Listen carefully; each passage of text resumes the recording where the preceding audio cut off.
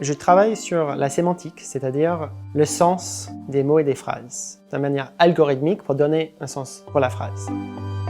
Quand il y a une propriété qui est partagée entre le chinois, l'anglais et la langue des signes française, on dit que ça a une source cognitive, une source générale qui est propre aux humains, à notre cerveau.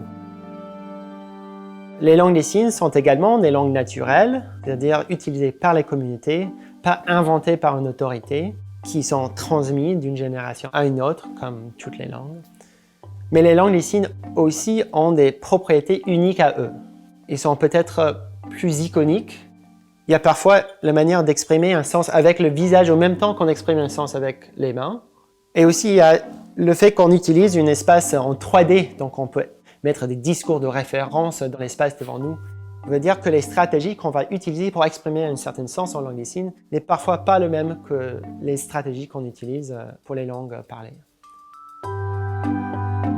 Alors, j'ai un collègue, Robert Henderson, qui est expert des langues maya parlées. On a eu cette idée de combiner nos expertises pour étudier pour la première fois les langues des signes autochtones mayas qui sont utilisées par les sourds au Guatemala. L'étude linguistique des langues des signes a joué en fait un rôle assez important pour la communauté sourde en général. En Europe en particulier, il se trouve que les langues des signes étaient interdites dans les écoles de 1880 jusqu'à à peu près 1980, 100 ans. À ce moment-là, la communauté sourde a commencé de reconstruire, il y avait une sorte de renaissance sourde. Mais un des facteurs qui a contribué à cela était qu'il y avait des linguistes, un linguiste en particulier, Stocky, qui a établi que la langue des signes américaine était une langue à part entière. À peu près au même moment, un peu plus tard, il y avait un autre chercheur, Christian Cussat, qui a établi que la langue des signes française était une langue entière à part et qui avait des propriétés uniques à eux.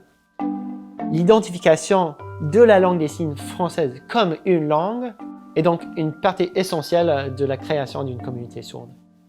Je pense que beaucoup de chercheurs ont peur qu'il n'y a personne au monde qui lit leur travail, qui écrit des articles qu'ils envoient dans la vide. Et donc recevoir le médaille du CNRS, c'est une manière de m'assurer qu'il y a certaines personnes qui lisent quand même mon travail et qu'il y a un effet dans le monde. Donc j'apprécie ça. Voilà.